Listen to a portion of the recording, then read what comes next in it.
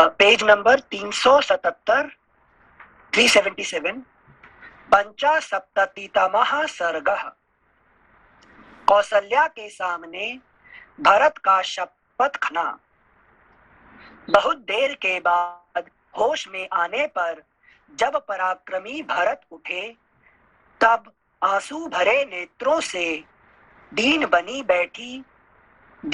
बैठी हुई माता की ओर देखकर मंत्रियों के बीच में उसकी निंदा करते हुए बोले, मंत्रीवरों, मैं राज्य नहीं चाहता और न मैंने कभी माता से इसके लिए बातचीत ही की है। महाराज ने जिस अभिषेक का निश्चय किया था उसका भी मुझे पता नहीं था, क्योंकि उस समय मैं शत्रुघ्न के साथ दूर देश में था। महात्मा श्री राम के वनवास और सीता तथा लक्ष्मण के निर्वासन का भी मुझे ज्ञान नहीं है कि वह कब और कैसे हुआ। महात्मा भरत जब इस प्रकार अपनी माता को कोस रहे थे, उस समय उनकी आवाज को पहचान कर कौसल्या ने सुमित्रा से इस प्रकार कहा, क्रूर कर्म करने वाली कैकेयी के पुत्र भरत आ गए हैं। वे बड़े दूरदर्शी हैं, अतः मैं उन्हें देखना चाहती हूँ। सुमित्रा से ऐसा कहकर उदास मुख वाली, दुर्बल और अचेत सी हुई कौसल्या जहाँ भरत थे उस स्थान पर जाने के लिए कांपती हुई चली। उसी समय उधर से राजकुमार भरत भी शत्रुघ्न को साथ लिए उसी मार्ग से चले रहे थे जिससे कौसल्या के भवन में आना जाना होता था। तदनंतर शत्रुघ्न और भरत ने दूर से ही देखा कि माता कौसल्या दुख से व्याकुल और अचेत होकर पृथ्वी पर गिर पड़ी हैं। देखो, अभी तक शत्रुघ्न की कोई परिचय नहीं है अभी तक रामायण में, है कि नहीं? हाँ, नहीं था। अभी तक कोई भी उसका शत्रुघ्न के बारे में कुछ ज्यादा परिचय नहीं है। हाँ। ठीक है ना? कहाँ आएगा? जैसे भी इंट्रोड्यूस करेंगे यहाँ पे। तो फिर क्या परिचय होगा उनका, शत्रुघ्न का? शत्रुघ्न सभी शत्रुओं के विजेता के रूप में। तो कौन सा शत्रु को? जैसे अपने अंदर अंतःकरण के षड विकार, जो षड रिपु होते हैं, उस पर रामायण में कहाँ आएंगे? लपा जी कहाँ आएंगे रामायण? शत्रुघ्न के बारे में जैसे जब वो लवणासुर को मारने जाएंगे तभी। नहीं, लवणासुर तो बहुत दूर है। अभी ये इमीडिएटली दुश्मन कौन है? मंथरा को जो उठा के पटक के से लेके राजमहल के बाहर में, सॉरी अभी जो शत्रु है कौन है? एक नंबर शत्रु, क्योंकि अब कैकेयी को कह रहे हैं, इसको कह रहे हैं, मगर असली शत्रु तो कैकेयी तो टिप्पू से नहीं कर रही थी, उसको है कि शत्रु बनाने वाली ये मंथरा है। तो मंथरा को वो क्या करेंगे, उसको दोषी ठहराएंगे, ठीक है ना? उसको करेंगे, है कि नहीं, एक एक करके फिर उसका साथ जो थे रहेंगे, है कि नहीं, उन लोगों को करेंगे, ठीक है ना? अभी आएगा। Thank you sensei. श्लोक संख्या 9 और 10।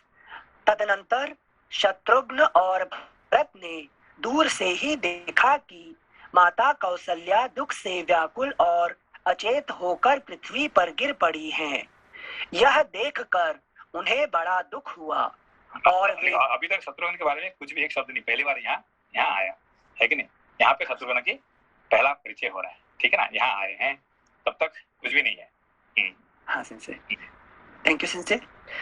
यह देखकर उन्हें बड़ा दुख हुआ और वे दौड़कर उनकी गोदी से लग गए तथा फूट फूट कर रोने लगे। आर्या मनस्विनी कौसल्या भी दुख से रो पड़ी और उन्हें छाती से लगाकर अत्यंत दुखित हो भरत से इस प्रकार बोली, बेटा, तुम राज्य चाहते थे ना, सो यह निष्कंटक राज्य तुम्हें प्राप्त हो गया। किंतु खेद यही है कि कैकेयी ने जल्दी के कारण बड़े क्रूर कर्म के द्वारा इसे पाया है।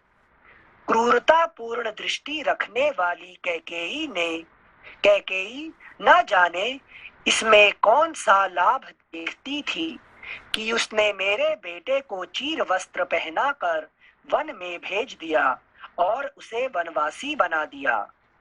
अब कैकेयी को चाहिए कि मुझे भी शीघ्र ही उसी स्थान पर भेज दे जहां इस समय सुवर्णमयी नाभि से सुशोभित मेरे महायशस्वी पुत्र श्री राम हैं, अथवा सुमित्रा को साथ लेकर और अग्निहोत्र को आगे करके मैं स्वयं ही सुखपूर्वक उस स्थान को प्रस्थान करूंगी जहां श्री राम निवास करते हैं, अथवा तुम स्वयं ही अपनी इच्छा के अनुसार अब मुझे, अगला पृष्ठ 378, अब मुझे वहीं पहुंचा दो जहां मेरे पुत्र पुरुष सिंह श्री राम तप करते हैं।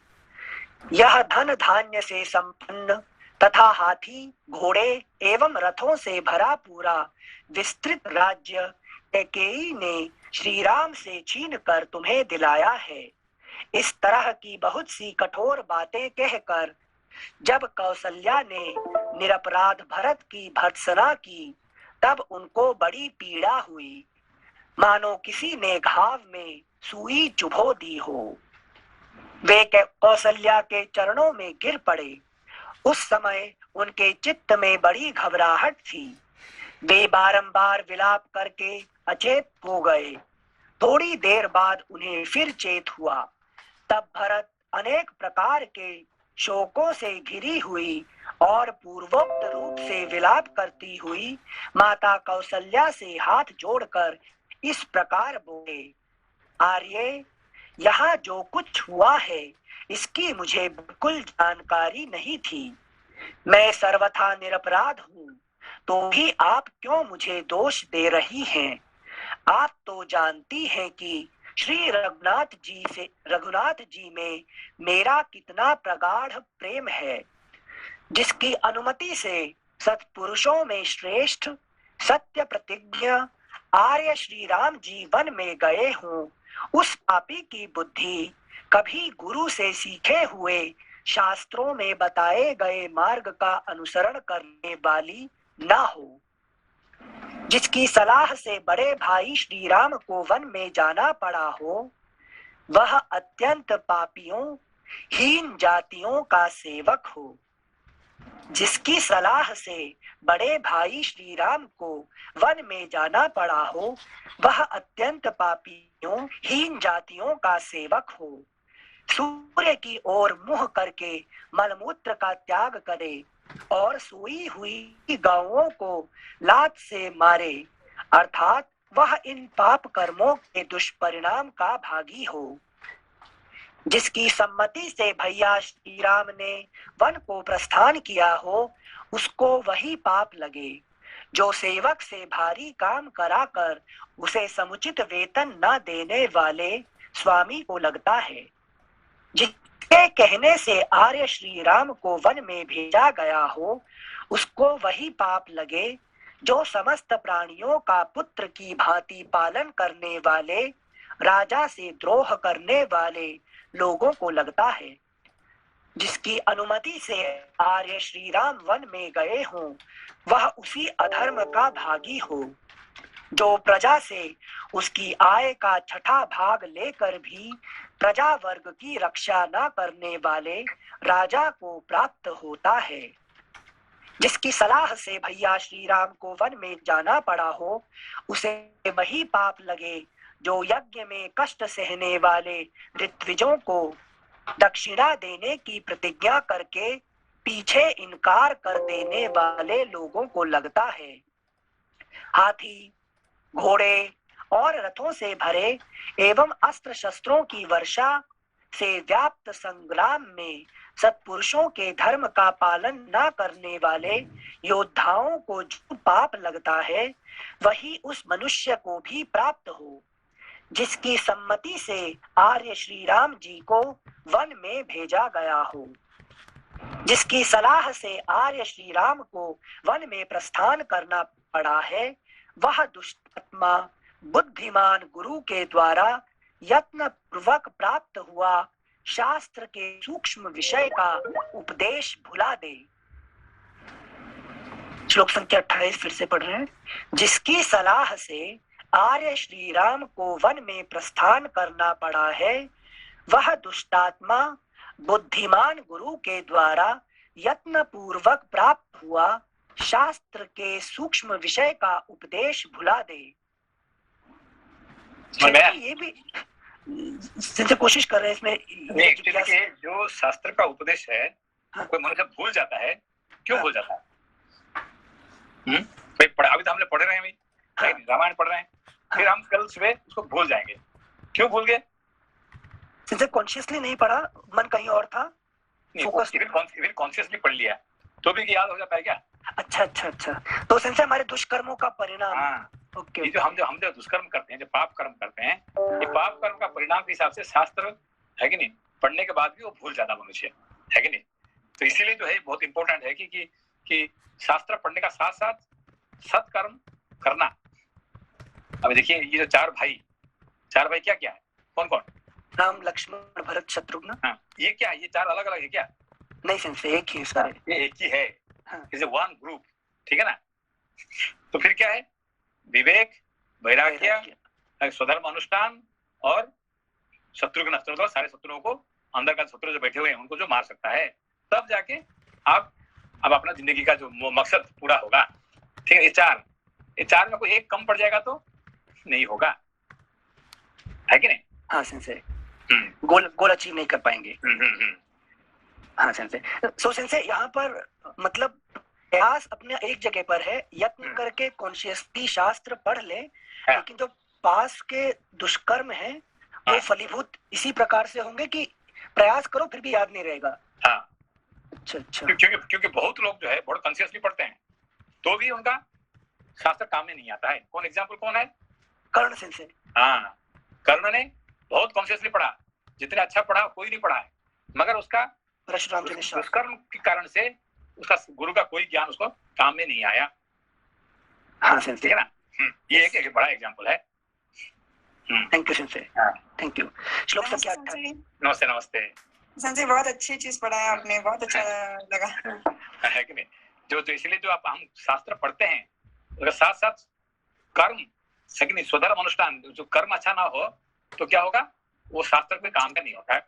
एग्जाम्पल कौन है? जैसे कर्ण हुआ है। दूसरा एग्जाम्पल कौन है? अनिल जी, दूसरा एग्जाम्पल कौन है? सोच रहा हूँ कर्म करके अच्छा कर्म। लपा जी, कौन है दूसरा एग्जाम्पल? शास्त्र पढ़ के भी टाइम पे काम में नहीं आया। आई थिंक मैं भी करने सोचा था, अनिल सर ने ले लिया। नहीं आने दो। दूसरा है एकलव्य। एकलव्य भी क्या हुआ है, उसका कर्म काम में नहीं आया। क्यों? उनका कैसे नहीं आया सेंसे? उंगली कट गया, बोल क्या बोल रही? उंगली कटना जो है, चलिए वो मतलब जो भी है उनका जो है, जैसे वो कुत्ते के मुंह में तीर मारते थे तो परेशान करते थे क्या जीवों को? नहीं, वो नहीं है बात वहां पर नहीं है। एक्चुअली क्या, उनको वो जो शास्त्र पढ़े हैं कि वो अहंकार के वजह से उन्होंने पढ़े हैं, गुरु को खुश करके नहीं पढ़े हैं। अच्छा अच्छा, हाँ, है कि नहीं? क्योंकि उन्होंने गुरु को है कि जैसे कबीर ने पढ़े हैं, कैसे वो गुरु को किसी भी हालत से पकड़ के उनसे ज्ञान ले लिए, छीन लिए, है कि नहीं? तो गुरु खुश होके दे दिए उनको, ठीक है? तो फिर उन्होंने महान हो गए। मगर एकलव्य ने क्या किया, चोरी करके तो ठीक है, ज्ञान चोरी करना बुरा नहीं है, मगर वो गुरु उसमें से खुश नहीं थे, है कि नहीं? हाँ। Okay sensei, thank you sensei. तो कर्ण और एकलव्य दो एग्जाम्पल। Thank you sensei. श्लोक संख्या 29। जिसकी सलाह से बड़े भैया श्री राम को वन में भेजा गया हो वह चंद्रमा और सूर्य के समान तेजस्वी, विशाल भुजाओं और कंधों से सुशोभित श्री रामचंद्र जी को राज्य सिंहासन पर विराजमान ना देख सके, वह राजा श्री राम के दर्शन से वंचित रह जाए। नमस्ते संजय। नमस्ते। जैसे ये एकलव्य वाला थोड़ा समझा नहीं है कि गुरु प्रसन्न नहीं हुए, क्या कारण था? वो बिना पूछे पढ़ लिए या फिर? नहीं, बिना ज्ञान को चोरी करना कोई बुरा नहीं है, ठीक है ना, मगर एकलव्य का मन में क्यों पड़ा था उसने? सेंसे वो मूर्ति बनाए थे और वो खुद ही अभ्यास कर रहे थे, मतलब जहाँ तक हमें। वो तो बहुत अच्छी बात है, वो तो इसीलिए तो द्रोण भी खुश हो गए, है कि नहीं? वो तो खुश हो गए कि भाई तो उनका जो हमने नहीं पढ़ा पाया, इसने देखो मूर्ति बना के, है कि नहीं? तो मूर्ति बना के मतलब मूर्ति तो पढ़ाया नहीं, पढ़ाया कौन पढ़ाया? और एक चीज और थी कि वो दूर से देख के भी सीखते थे, जो पढ़ रहे थे वो दूर से, है कि नहीं, दूर से देख देख के उसको पढ़ाई किया, वो तो ठीक है, वो भी द्रोण खुश थे कि मुझे मैंने नहीं पढ़ाया मगर उसने देख देख के इतने दूर से सीख लिया, ये बहुत अच्छी बात है। मूर्ति बनाया वो भी अच्छा है, वो उसमें प्रॉब्लम नहीं है, मगर उसने पढ़ने का मकसद क्या था उसका, क्यों पढ़ा? क्योंकि द्रोण क्या बोले कि भाई ये राजपुत्र का, है कि नहीं, ये है और तुम, उसका मतलब कहने का मतलब क्या है, उसका मकसद क्या था पढ़ने का? दुष्कर्म करने का उनका इच्छा था, ठीक है ना, जिसकी वजह से उनको वो दंड मिला, ठीक है ना। क्योंकि देखा महाभारत में वो किसका पार्टी किसके साथ लड़ रहा था? वो ज्वाइन भी जो थे वो कौरवों के साथ हुए जी, है कि नहीं? तो जी। ये गुरु जी को पता था कि आगे क्या करने वाला है कि नहीं? जी। चलिए, जैसे मतलब ऑब्जेक्टिव जो है वो इम्पोर्टेंट है, इम्पोर्टेंट है कि नहीं? क्यों आप पढ़ रहे हैं, क्यों पढ़ रहे हैं, पढ़ने का मतलब क्या है, क्या करना चाहते हैं, है कि नहीं? नहीं बेटा जी, ठीक है, थैंक यू सेंसे। जितने भी अभी श्लोक पढ़ रहे हैं इसमें जिसकी सलाह से मतलब 25, 26, 28, 29 यहाँ पर भरत जी मैक्सिमम श्राप दे रहे हैं या जो बता रहे हैं रीजन, जिसकी सलाह से बड़े भैया को वन में भेजा गया, मतलब ये सब वो एक तो शत्रुघ्न के लिए रास्ता बना रहे हैं। ठीक है, समझ गए सेंसे, कैरेक्टर का इंट्रोडक्शन कर रहे हैं। श्लोक संख्या 29, मतलब हमारा प्रश्न पूछने का यह था कि जो मेन एक्शन करता है ही इज रिस्पॉन्सिबल या जो एडवाइस देता है that person is to be blamed? नहीं, नंबर वन दुश्मन वही है कि जो एडवाइस देता है, और जो करता है वो भी इक्वली रिस्पॉन्सिबल है कि अच्छा। वो भी इक्वली उसको भी दंड मिलना चाहिए, मगर इसीलिए जो है शत्रुघ्न जो क्या करता है, पहचान लेता है ये इसमें असली दुश्मन कौन है, क्या कि वो शत्रुघ्न है। शत्रुघ्न क्या है? जिस सारे शत्रुओं पर जिसने विजय प्राप्त कर ली है, हनन कर दिया है। शत्रु हंती मतलब जो शत्रु को जो खत्म करता है कि नहीं? हाँ। है कि नहीं? हनन करता है, खत्म करता है, हंती शत्रु है वो शत्रुघ्न, ठीक है ना, जो शत्रु को मारता है, जो शत्रु को, तो इसलिए ना तो रावण को मारा है, ना कुंभकर्ण को मारा है, ना कोई बड़े को मारा नहीं है, किसको मारता है? जो अपने अंदर में जो शत्रु बैठे हुए हैं उनको वो खत्म करते हैं, है कि नहीं? तो इसलिए ये जो चार भाई जो है, they are all in one, not four, ठीक है ना? हाँ सही है, थैंक यू सेंसे। श्लोक संख्या 29। एक मिनट जी, सेंसे थोड़ा कंफ्यूजन हो गया यहाँ पे। मेरा अंडरस्टैंडिंग यहाँ पे ऐसा था कि ये जो यहाँ भरत जी कह रहे हैं तो वो अपने को क्लीन कर रहे हैं शपथ लेके कि अगर मैंने किया होगा तो मेरे साथ ये होगा। ये तो नहीं, इसमें तीन इसमें हो रहा है। एक तो है कि जो मैंने किया हो तो मुझे ऐसा लगे, है कि नहीं? ये एक नंबर वन है, ठीक है ना? तो उसका मतलब ये कहना चाहते हैं कौशल्या जी को, ये कर्म मैंने कुछ नहीं किया, जब मैं नहीं था, मैं अपना मामा का घर में गया था तब ये कांड हुआ था, मैंने अपना माँ को कुछ नहीं बताया था मेरे लिए करने के लिए। ये मत सोचो कि मैंने कह के गया, जाने से पहले मैं माँ को कह के गया कि मैं जा रहा हूँ और ऐसे राम जी जब, है कि नहीं, उनको ये होगा तो आप वनवास भेज देना, और वो मेरे लिए ये ऐसा नहीं, मैंने कुछ नहीं किया है, मुझे कुछ पता ही नहीं है कि नहीं? तो मैंने इसे गलती किया हो तो मुझे ऐसा पाप लगे, ये नंबर वन है, ठीक है ना? तो मैंने तो किया नहीं है, तो फिर कौन किया है? अब ये जो है मैंने किया नहीं है और मैं किया हो तो मुझे ऐसा पाप लगे, ये एक नंबर। तो फिर जो किया है उनको भी लगे और उनको तो सलाह दिया है उनको भी लगे, है कि नहीं? यहाँ पे यू हैव टू अंडरस्टैंड, इसमें क्या है कि इसको पॉजिटिव, है कि नहीं, इसका कॉज है कि जो मेन कॉज, सबऑर्डिनेट कॉज, ये सबको उन्होंने कह रहे हैं, है कि इसने जो सलाह दिया है, जो किया है, जो सलाह दिया है, और मैंने किया हो तो, इस तरह से तीन इन्वॉल्व करना है, अच्छा कि नहीं? कि मैंने इसके बारे में कुछ पता ही नहीं था, मुझे इतने सारे कांड हो गया, मेरे पिताजी मर गए, है कि नहीं, मेरा भाई को भेज दिया गया, दो भाई को, है कि नहीं, सीता जी को खामखा उनको भेजना पड़ा, जंगल जाना पड़ा, और लोग समझते हैं कि मैंने सब किया है, मैंने कुछ नहीं किया है, और मैंने ऐसे कुछ किया हो तो मुझे इस पर पाप लगे, ये उनका एक क्लियर हो गया, ठीक है ना। सबको पता है, सबको पता है। तो ये तो भारत ऐसा आदमी, क्योंकि सबको जानते हैं, बचपन से जानते हैं वो कैसे आदमी है कि नहीं। इनके बारे में कोई किसी को उंगली उठाने का हक ही नहीं है कि नहीं। तो फिर जो किया उसको लगे, और जो किया नहीं है उसको जो सलाह दिया उसको भी लगे, है कि नहीं। इस तरह से आगे आगे आगे चलता रहता है कि नहीं। Thank you sensei. श्लोक संख्या 29। जिसकी सलाह से बड़े भैया श्री राम को वन में भेजा गया हो, वह चंद्रमा और सूर्य के समान तेजस्वी तथा विशाल भुजाओं और कंधों से सुशोभित श्री रामचंद्र जी को राज्य सिंहासन पर विराजमान ना देख सके। यहाँ पे क्या करें, ना देख सके, है कि नहीं। यहाँ पे देखिए, यहाँ पे क्या कह रहे हैं, है कि नहीं, कि उन लोगों का देखने का उनका अधिकार नहीं है। हाँ। Okay, thank you sensei. Shri Ramchandra ji को राज्य क्या मनीष जी क्या क्या क्या कह रहे हैं यहाँ पे। जी सेंसे, न देख सके मतलब सेंसे ये है कि वो मतलब तब तक या तो जीवित ही न रहे या फिर वो देख न सके, यहाँ से चले जीवित रहेंगे, कोई मरेगा नहीं यहाँ पे। जब तक भरत जी राज्य कर रहे हैं कोई मरेगा नहीं यहाँ पे, ये गारंटी है। अच्छा, आपको पता कि नहीं है? ये मूर्ति के साथ उन्होंने भरत जी एक ये करते हैं, समझौता करते हैं कि जब तक राम जी यहाँ नहीं आए, जब तक मैं यहाँ का शासन करता हूँ, यहाँ पे कोई मरेगा नहीं है, कोई नहीं मरेगा। ये गारंटी है कि नहीं। इसीलिए पहले से ये आने से पहले, देखो जब भरत आने से पहले पिताजी मर गए, आने से पहले, है कि नहीं। मगर जब तक वो 14 साल वहां पे है तो कोई नहीं मरेगा। ये गारंटी है। तो ना मंथरा मरेगी, ना कैकेयी मरेगी, ना कोई नहीं मरने वाला, है कि नहीं। अच्छा जी सेंसे। तो फिर क्या कह रहे हैं यहाँ पे।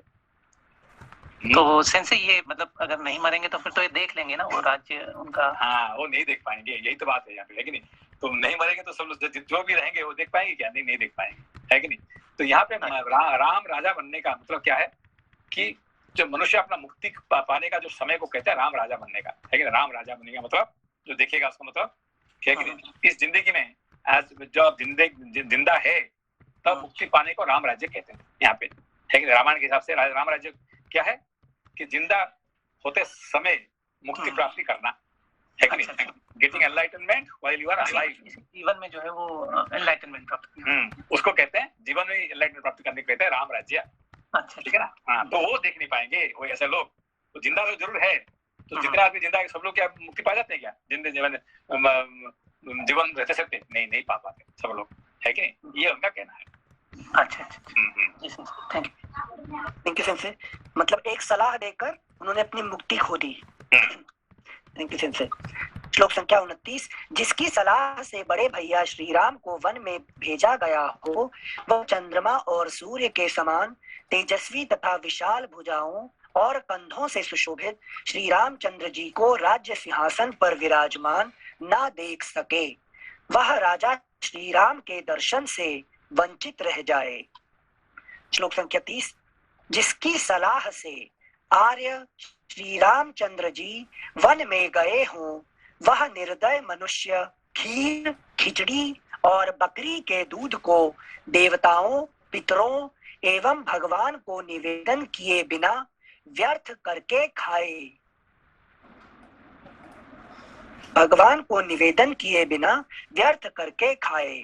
कौन खीर खिचड़ी और बकरी के दूध, पितरों, देवताओं और भगवान, है कि नहीं। मतलब पंच यज्ञ, है कि नहीं, किए बिना, है कि नहीं, जो खाता है वो पापी का बाप का भागी होता है, ठीक है ना।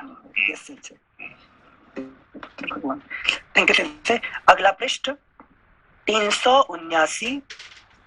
जिसकी सम्मति से श्री रामचंद्र जी को वन में जाना पड़ा हो, वह पापी मनुष्य गौओं के शरीर का पैर से स्पर्श, गुरुजनों की निंदा तथा मित्र के प्रति अत्यंत द्रोह करे। जिनसे सम्मति वाले को भी शाप दे तरीके से, मतलब बेसिकली जो कोई भी था, अब उसमें तो कौशल्या भी आ जाएंगे ना फाइनली। नहीं कौशल्या थी नहीं वहाँ पे, है कि नहीं। वो कहाँ, वो तो सब खत्म होने के बाद आई है। जब राम जी जाके कह रहे कि मैं जा रहा हूँ, तब पता चला उनको। अच्छा अच्छा, ओके ओके उनको थोड़ी पता था। ओके, लेकिन मतलब वो तो अपना अपना यज्ञ में कर रही थी, वो अपना है कि नहीं, सुबह सुबह उठ के अपना पूजा पाठ कर रही थी। तब राम जी जाके कहते हैं कि मैं अभी जंगल जा रहा हूँ। क्यों ना, भरत को यहाँ का अयोध्या का राजा बना गया और मुझे जंगल है कि नहीं, जंगल को देखने के लिए मुझे भेज दिया जा रहा है कि नहीं, तब पता चला उनको। Understood Sanjay, thank you Sanjay. श्लोक संख्या 31, जिसकी सम्मति से श्री रामचंद्र जी को वन में जाना पड़ा हो, वह पापी मनुष्य गौओं के शरीर का पैर से स्पर्श, गुरुजनों की निंदा तथा मित्र के प्रति अत्यंत द्रोह करे। जिसके कहने से बड़े भैया श्री राम वन में गए हों, वह दुष्टात्मा गुप्त रखने के विश्वास पर एकांत में कहे हुए किसी के दोष को दूसरों पर प्रकट कर दे, अर्थात उसे विश्वासघात करने का पाप लगे। जिसकी अनुमति से आर्य श्री राम वन में गए हों, वह मनुष्य उपकार न करने वाला, कृतघ्न, सत्पुरुषों द्वारा परित्यक्त, निर्लज्ज और जगत में सबके द्वेष का पात्र हो।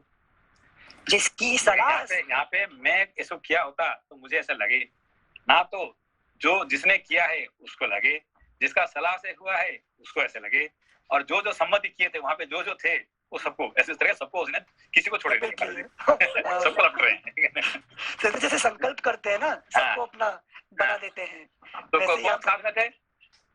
शत्रुघ्न जी साथ में थे ना? नहीं, उनका साथ नहीं, क्या जो कैकेयी जो ये कर रही थी है कि नहीं, उनको सलाहकार कौन थे और साथ में कौन थे, सम्मति कौन कर रहे थे, सपोर्ट कौन कर रहे थे, कौन थे? संजय मंथरा ना, कैकेयी के साथ में। और संजय दशरथ खुद नहीं है क्या? खुद भी सपोर्ट कर रहे थे ना? दशरथ तो चले गए, उनका तो कोई बात है, उनका अभी जो कह रहे हैं, अभी किसके बारे में कह रहे हैं? भरत जी के सम्मति और अनुमति, सम्मति और अनुमति। देखिए ये भी कैकेयी जो बैठती अकेली थोड़ी है, ये वो रानी है, लेकिन एक दशरथ की प्रिय रानी है, वो अकेले होते हैं क्या? उनका भी बड़ा गैंग है, ठीक है ना। वो यहाँ भरत वशिष्ठ जी को तो पॉइंट आउट नहीं कर रहे ना?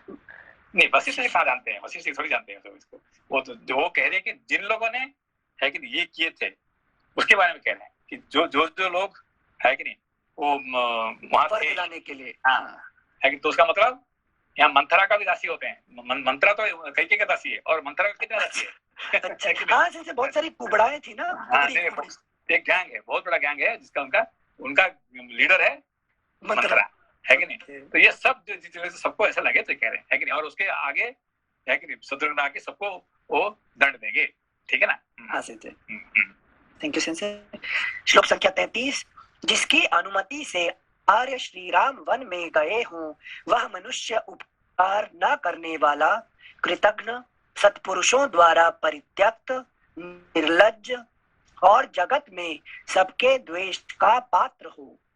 जिसकी सलाह से आर्य श्री राम वन में गए हों, वह अपने घर में पुत्रों, दासों और भृत्यों से घिरा रहकर भी अकेले ही मिष्ठान्न भोजन करने के पाप का भागी हो। अकेले ही मिष्ठान्न भोजन करने के पाप का भागी हो। जिसकी अनुमति से आर्य श्री राम का वनगमन हुआ हो, वह अपने अनुरूप पत्नी को न पाकर अग्निहोत्र आदि धार्मिक कर्मों का अनुष्ठान किए बिना संतानहीन अवस्था में ही मर जाए। जिसकी सम्मति से मेरे बड़े भाई श्री राम वन में गए हों, वह सदा दुखी रहकर अपनी धर्म पत्नी से होने वाली संतान का मुंह ना देखे तथा संपूर्ण आयु का उपभोग किए बिना ही मर जाए। राजा, स्त्री, बालक और वृद्धों का वध करने तथा मृत्यों को त्याग देने में जो पाप होता है, वही पाप से भी लगे। जिसकी सम्मति से श्री राम का वनगमन हुआ हो, वह सदैव लाह, मधु, मांस, लोहा और विष आदि निषिद्ध वस्तुओं को बेचकर कमाए हुए धन से अपने भरण पोषण के योग्य कुटुंबी जनों का पालन करे। जिसकी राय से श्री राम वन में जाने को विवश हुए हों, वह शत्रु पक्ष को भय देने वाले युद्ध के प्राप्त होने पर उसमें पीठ दिखाकर भागता हुआ मारा जाए। जिसकी सम्मति से आर्य श्री राम वन में गए हों, वह फटे पुराने मैले कुचैले वस्त्र से अपने शरीर को ढककर हाथ में खप्पर ले भीख मांगता हुआ उन्मत्त की भांति पृथ्वी पर घूमता फिरे।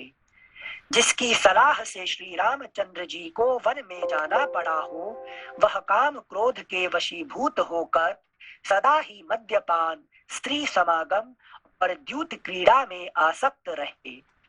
जिसकी अनुमति से आर्य श्री राम वन में गए हों, उसका मन कभी धर्म में ना लगे, वह अधर्म का ही सेवन करे और पात्र को धन दान करे। श्लोक संख्या 42 एक बार फिर से। जिसकी अनुमति से आर्य श्री राम वन में गए हों, उसका मन कभी धर्म में ना लगे, वह अधर्म का ही सेवन करे और अपात्र को धन दान करे। जैसे यहाँ जो श्री राम वन में गए हैं, जैसे आप पहले बताए थे, श्री राम अर्थात ज्ञान बोल सकते हैं, विवेक है, ज्ञान है। तो मैंने अनुमति दी कि मेरे जीवन से ज्ञान दूर हो जाए, तो मेरा मन कभी धर्म में ना लगे, अधर्म की सेवा करूं और अपात्र को धन चला जाए। देखिए, जिन लोगों ने ज्ञान विवेक को साथ में नहीं रखते हैं, वैराग्य को साथ में नहीं रखते हैं, तो उनका जिंदगी में क्या होता है? उनका धन किस तरह से लगाते हैं? क्या मिलता है उनको? सारे हमेशा अधर्म में लगे पैसा मिलता है, क्योंकि उन्होंने धर्म और मोक्ष से छोड़ दिया, अर्थ काम को पकड़ लिया। उससे क्या होगा? वो एंजॉय करने जाते हैं, तो एंजॉय करने से रोग मिलता है उनको, है कि नहीं? उनको हमेशा क्या मिलता, क्या उनको आखिरी में दुखी मिलता है। दुखी मिलता है। अच्छा। इसलिए ज्ञान वैराग्य, है कि नहीं, विवेक वैराग्य को साथ में रखेंगे तो जिंदगी में सुख मिलेगा, ना तो दुख मिलता रहेगा। Thank you sensei, thank you. श्लोक संख्या 43। जिसकी सलाह से आर्य श्री राम का वनगमन हुआ हो, उसके द्वारा सहस्रों की संख्या में संचित किए गए नाना प्रकार के धन वैभवों को लुटेरे लूट ले जाएं। जिसके कहने से भैया श्री राम को वन में भेजा गया हो, उसे वही पाप लगे जो दोनों संध्याओं के समय सोए हुए पुरुष को प्राप्त होता है। जो दो संध्या में जो सोते हैं उनको बहुत पाप लगता है, लेकिन संध्या समय में सोना नहीं चाहिए। अच्छा। जो गोधूली बेला कहते हैं, जब गाय रिटर्न करती हैं, तो त्रिसंध्या में, दो संध्या मतलब ब्रह्म मुहूर्त और जो सूर्य का उदय होता है, अस्त होता है कि नहीं, ये दोनों समय पे। सॉरी, लेकिन ब्रह्म मुहूर्त में तो हम सोते रहते हैं। श्लोक संख्या 45। आज हमको जेना जी पूछ रहे थे कि भाई कल रात हमने फोन किया था, क्यों नहीं उठाए? मैंने कहा तो आपने जितने रात को फोन किया था मैं सो जाता हूँ, है कि नहीं? अरे इतने जल्दी सो जाते हैं? जल्दी सोने से जल्दी उठेंगे ना, है कि नहीं? तो जल्दी नहीं, तो फिर नहीं, इतनी जल्दी सो जाते हैं। मैंने कहा भाई रात को जाके करेंगे क्या? आज मैंने जेना जी को पढ़ा रहा था कि लोग जो रात को जागते हैं, कोई यज्ञ करता है क्या? कोई अच्छे काम करता है क्या? हमेशा रात के टाइम पे जितने जागोगे कुछ ना कुछ पाप काम कर ही लेंगे आप, है कि नहीं? रात के टाइम पे कोई जग के कोई अच्छे काम करने वाला कोई नहीं है, ठीक है ना? और सुबह उठ के आप पाप काम कर ही नहीं सकते हैं। देखिए यहाँ पे रात को आप बुरे अच्छे कर्म नहीं कर सकते हैं, और सुबह आप बुरे कर्म नहीं कर सकते, करना चाहते भी नहीं कर सकते हैं, है कि नहीं? अब किसको गाली देंगे? अब हम सुबह ना 4 बजे उठ के 5 बजे उठ के हम किसको गाली देंगे? किसको लड़ना है, किसको ये करना, कर सकते हैं क्या? चाहते तो नहीं कर सकते हैं। और रात को चाहते हुए भी कोई अच्छे कर्म नहीं कर सकते, ना यज्ञ कर सकते, ना याग कर सकते, ना शास्त्र पढ़ सकते, ना कुछ नहीं कर सकते। आप इंटरनेट देखेंगे ना, तो कोई ये देखेंगे, है कि नहीं? हमेशा जो बुरी कर्म जो रात को ही होता है कि नहीं? तो ये मैंने जेना जी को आज समझा रहा था। गुरु ने पकड़ लिया सिंसे, इंटरनेट ही देखता है। वो बात सही है एक्चुअली। रात को 11 बजे के बाद अगर कुछ पढ़ना चाहोगे तो अभी रात बज गया, थोड़ा मूवी देख लेते हैं, इंटरनेट देख लेते हैं, कुछ ना कुछ नहीं। तो रात के टाइम पे आप चाहते हो तो अच्छे कर्म नहीं कर सकते हैं, और सुबह के टाइम पे चाहते हो तो आप बुरे कर्म नहीं कर सकते। मैं सुबह उठ के जाके किसका लड़ना चाहता हूँ, किसको मारना चाहता हूँ, ये कुछ नहीं कर सकते, चाहते हो भी, है कि नहीं? तो कुछ ना कुछ कारण से आपको अच्छे कर्म करवा देगा आपको, है कि नहीं? कौन? ये ब्रह्म मुहूर्त ही ऐसा समय है जो आपको जबरदस्ती अच्छे कर्म कराएगा, है कि नहीं? जबरदस्त। इनसे सबसे बड़ा यज्ञ यही हो गया कि रात को जल्दी सो जाओ और सवेरे जल्दी उठ जाओ। ओके, सवेरे उठ के भी संजय वही इंटरनेट पेज को खोलने जाओगे भी, अरे सुबह सुबह थोड़ा क्या ये था थोड़ी आपका मन इंटरनेट को खोलेगा तो जरूर आप शास्त्र खोलेगा, है कि नहीं? ना तो कोई अच्छी चीज आप न्यूज नहीं देख सकते हैं, अर्ली मॉर्निंग उठ के आप न्यूज देख सकते हैं क्या? न्यूज नहीं देख नहीं सकते। क्यों? आपको लगेगा अरे यार सुबह से मैं क्यों बेकार टाइम वेस्ट करूंगा, है कि नहीं? तो इसीलिए सुबह का टाइम पे आप अनजान में भी अच्छे कर्म कर देंगे, और रात के टाइम पे जान अगर कितने भी कॉन्शियस रहने पर भी कुछ ना कुछ गलती कर देंगे। Thank you sense. सेंसे ब्रह्म मुहूर्त अर्ली मॉर्निंग और अर्ली इवनिंग है? दोनों नहीं, ब्रह्म मुहूर्त जो होता है वो अर्ली मॉर्निंग है कि अर्ली मॉर्निंग। और जो संध्या जो है ना, तीन संध्या होता है, ठीक है ना? एक सनराइज, सनसेट और मिड डे, जो सूरज ऊपर रहते हैं, सर का ऊपर रहते हैं, और जब उदय होते हैं, अस्त होता है, ये तीन को कहते हैं त्रिसंध्या, ठीक है ना? त्रिसंध्या के समय पे नहीं सोना चाहिए, नहीं सोना चाहिए। Thank you sensei. Thank you sensei. श्लोक संख्या 44-45।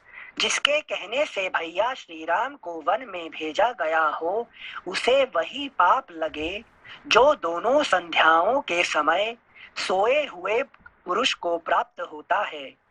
आग लगाने वाले मनुष्य को जो पाप लगता है, गुरु पत्नी गामी को जिस पाप की प्राप्ति होती है, तथा मित्र द्रोह करने से जो पाप प्राप्त होता है, वही पाप उसे भी लगे। जिसकी सम्मति से आर्य श्री राम को वन में जाना पड़ा है, वह देवताओं, पितरों और माता पिता की सेवा कभी ना करे, अर्थात उनकी सेवा के पुण्य से वंचित रह जाए। अगला पृष्ठ 380।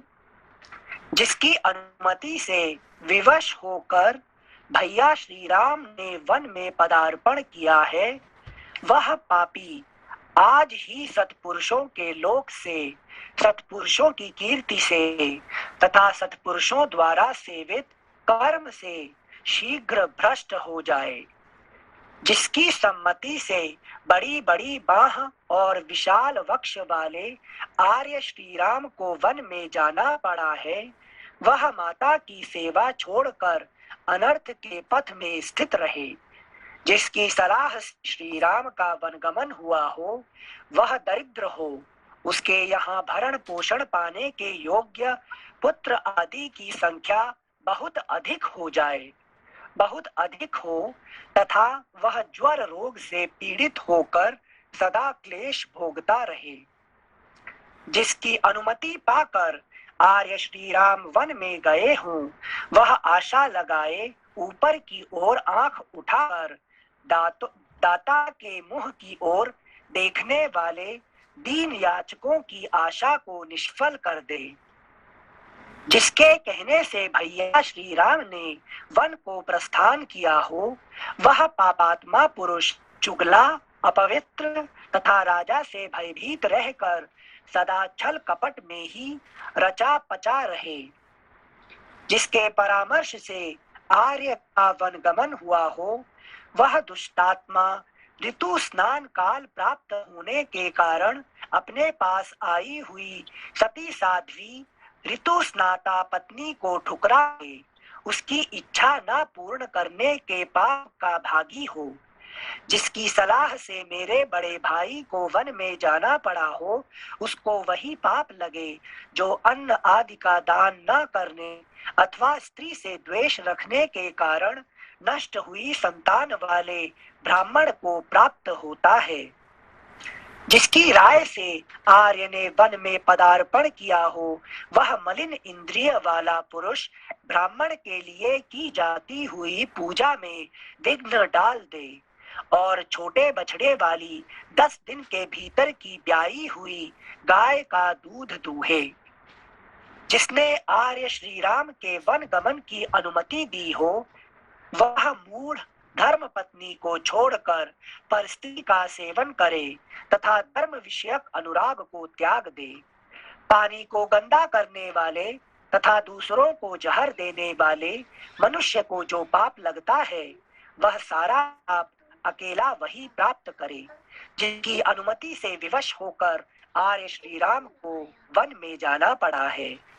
जिसकी सम्मति से आर्य का वनगमन हुआ हो उसे वही पाप प्राप्त हो जो पानी होते हुए भी प्यासे को उससे वंचित कर देने वाले मनुष्य को लगता है। श्लोक संख्या 57 एक बार फिर से पढ़ रहे हैं। जिसकी सम्मति से आर्य का वनगमन हुआ हो उसे वही पाप प्राप्त हो जो पानी होते हुए भी प्यासे को उससे वंचित कर देने वाले मनुष्य को लगता है।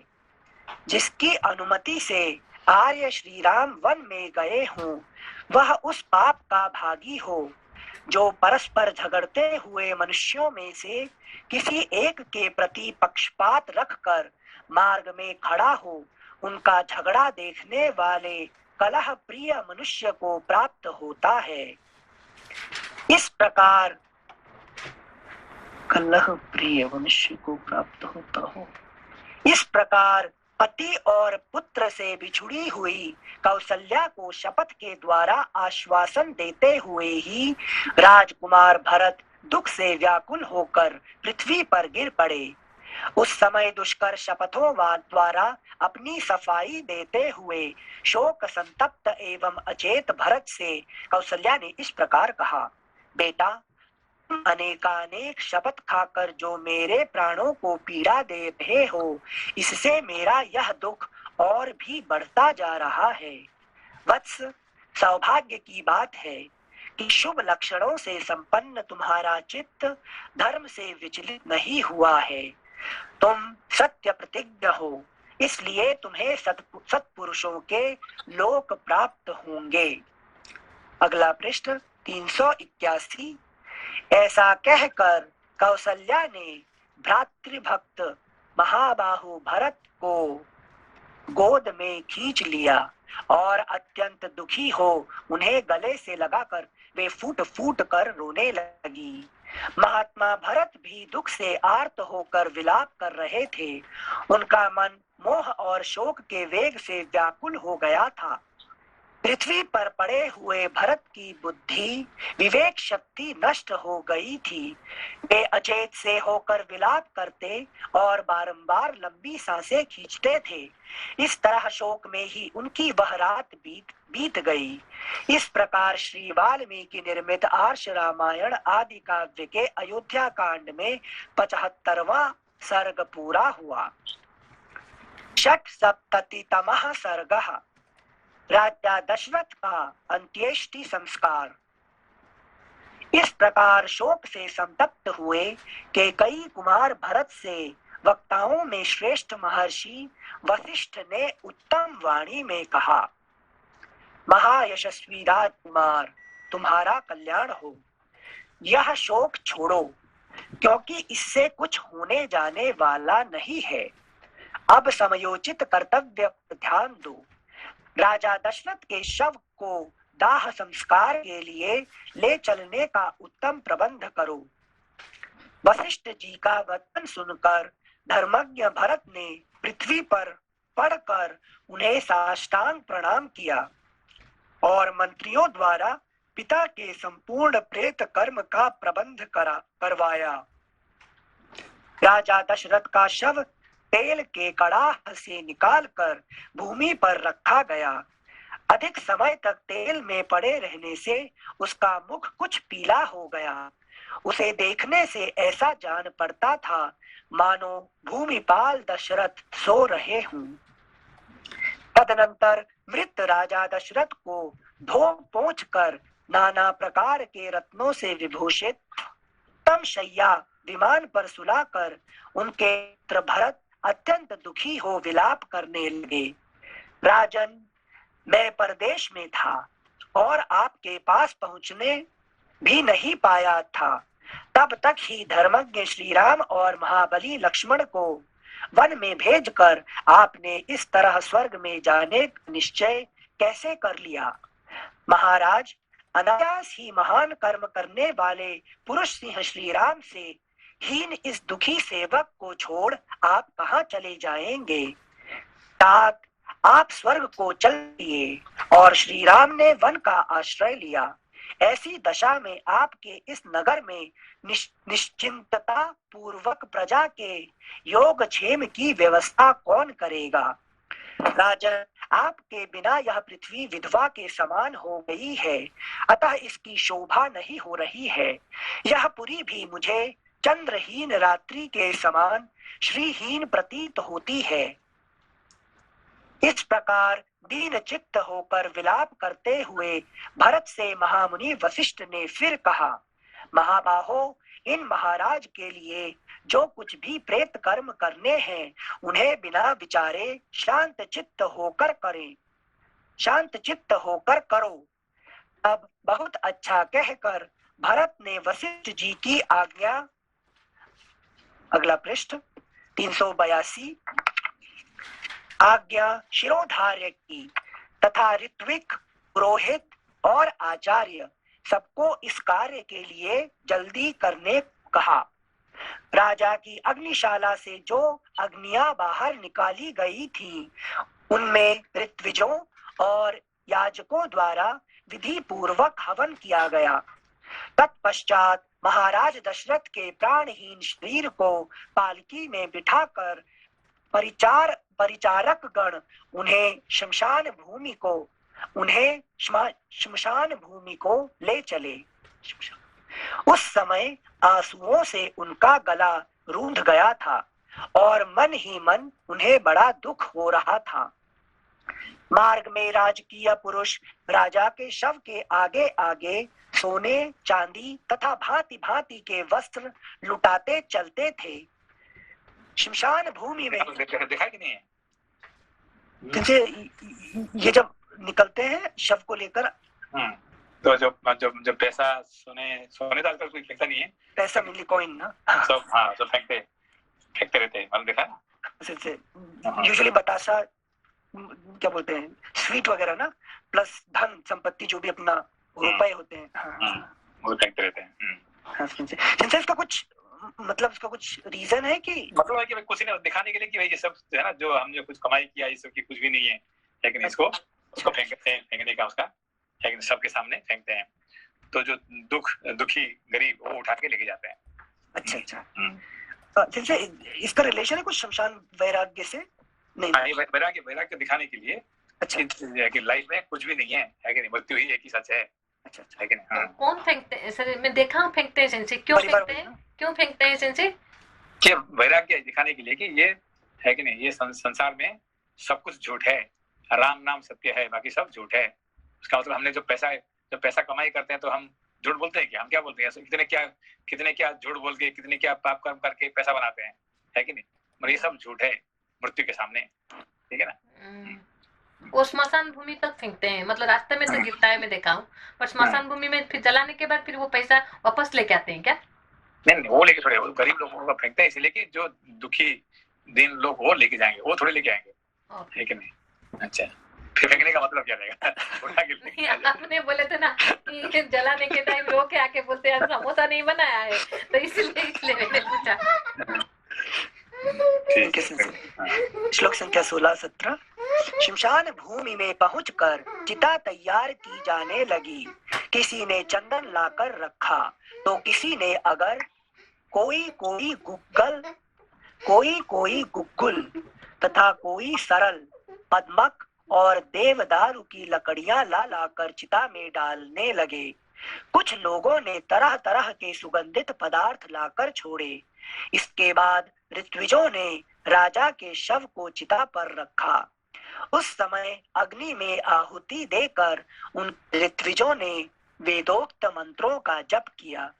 सामगान करने वाले विद्वान शास्त्री, हमारे जो नेहरू का मृत्यु हुआ था ना, तो बहुत सारे चंदन का लकड़ी काट के उनको जलाया गया, ठीक है ना। तो चंदन का लकड़ी को इसलिए नहीं करना चाहिए, ऐसे स्मशान में जलाना नहीं चाहिए, है कि नहीं, क्योंकि वो है कि नहीं। तो किसी ने पंडित ने बड़ा अच्छा बात किया कि इतने दुर्गंध निकल रहा था कि उसको बंद करने के लिए चंदन का लकड़ी को जलाना पड़ा। कुकर्म का पाप इतने दुर्गंध आ रहा था कि उसको मिटाने के लिए चंदन का लकड़ी का इस्तेमाल किया था। टॉपिक से भटक जाएंगे, लेकिन बोल रहे हैं एक बार, कल हम नथुराम गोडसे का जो लास्ट स्पीच था ना, जो उन्होंने कोर्ट में सुनाया था, कल वो सुन रहे थे, मतलब नहीं मालूम कि सबने सुना है कि नहीं, एक बार सुनने जैसा है क्या, मतलब वो ओपनली वो जो सत्य व्यक्त करते हैं ना। हाँ सही थे। वो तो सबको पता है, क्योंकि दुनिया भर पता है कि किसने क्यों इसने किया है कि नहीं। उसने पूरा करने से पहले सारे लिख के ये करके इसने किया था ना। हाँ सही थे, थैंक यू सिंचे। श्लोक संख्या 18, ये सिंचे कल रात को सुन रहे थे पूरा श्लोक संख्या 18, उस समय अग्नि में आहुति देकर उनके ऋत्विजों ने वेदोक्त मंत्रों का जप किया।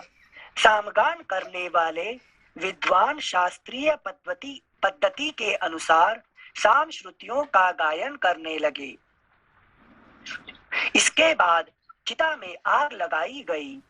तदनंतर राजा दशरथ की कौशल्या आदि रानियां बूढ़े रक्षकों से घिरी हुई यथा योग्य शिबिकाओं तथा रथों पर आरूढ़ होकर नगर से निकली तथा शोक से संतप्त हो शमशान भूमि में आकर अश्वमेधांत यज्ञों के अनुष्ठाता राजा दशरथ के शव की परिक्रमा करने लगी। साथ ही ऋत्विजों ने भी उस शव की परिक्रमा की। उस समय वहां करुण क्रंदन करती हुई सहस्रों शोकार्त रानियों का आर्तनाद कुररियों के चीत्कार के समान सुनाई देता था। दाह कर्म के पश्चात विवश होकर रोती हुई वे राज रानियां बारंबार विलाप करके सवारियों से ही सरयू के तट पर जाकर उतरी। भरत के साथ रानियों, मंत्रियों और पुरोहितों ने भी राजा के लिए जलांजलि दी। फिर सब के सब नेत्रों से आंसू बहाते हुए नगर में आए और 10 दिनों तक भूमि पर शयन करते हुए उन्होंने बड़े दुख से अपना समय व्यतीत किया। इस प्रकार श्री वाल्मीकि निर्मित आर्ष रामायण आदि काव्य के अयोध्या कांड में 76वां सर्ग पूरा हुआ। सप्तसप्ततितमः सर्गः। भरत का पिता के श्राद्ध में ब्राह्मणों को बहुत धन रत्न आदि का दान देना। 13वें दिन अस्थि संचय का शेष कार्य पूर्ण करने के लिए पिता की चिता भूमि पर जाकर भरत और शत्रुघ्न का विलाप करना और वशिष्ठ तथा सुमंत्र का उन्हें समझाना। तदनंतर दशाह व्यतीत हो जाने पर राजकुमार भरत ने 11वें दिन आत्मशुद्धि के लिए स्नान और एकादश। हाँ भैया जी, एक प्रश्न था यहाँ पे। जो मतलब भगवान श्री राम जो है वो अपने पिता के अंत्येष्टि संस्कार में नहीं थे, और वही जो थे उन्होंने अगर कोई अंतिम संस्कार किया होगा तो उन्होंने शायद जटायु का किया था अपने जीवन में। तो इसको कैसे समझ सकते हैं सिंसे कि उनके लिए क्या प्रायोरिटी थी जीवन की? और क्योंकि उन्होंने देखो यहाँ पे पिता का जो वचन को पालन करने के लिए उन्होंने वो वहां से जाना पड़ा उनको। अब वो अपना मर्जी से तो नहीं गया था ना। उन्होंने पिताजी कहे कि तुम जाओ जंगल में, जंगल जाओ और यहाँ नहीं आना, तो 14 साल फिर उनका ही वचन पालन करने के लिए उनको जाना पड़ा। तो इसलिए उनको पता ही नहीं कि उनका पिताजी का मृत्यु हो चुका है। ठीक है ना। अच्छा, तो इसीलिए वो नहीं कर पा रहे थे, इसीलिए उन्होंने वो उसी को मान के जटायु का दाह संस्कार किया था। लेकिन पिताजी का जो दोस्त थे वो, ठीक है ना। जी संसे, थैंक यू संसे।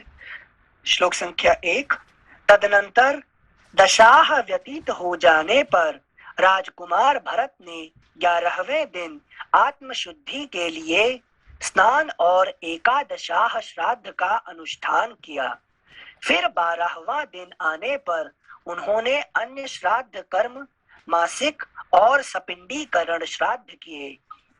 अगला पृष्ठ 383। उसमें भरत ने ब्राह्मणों को धन, रत्न, प्रचुर अन्न, बहुमूल्य वस्त्र, नाना प्रकार के रत्न, बहुत से बकरे, चांदी और बहुतेरी गौएं दान की।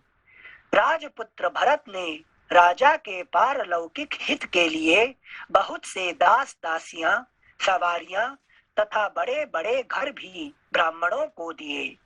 ठीक है, अभी बंद करते हैं। हाँ, ओके। नमस्ते सेंसे। नमस्कार।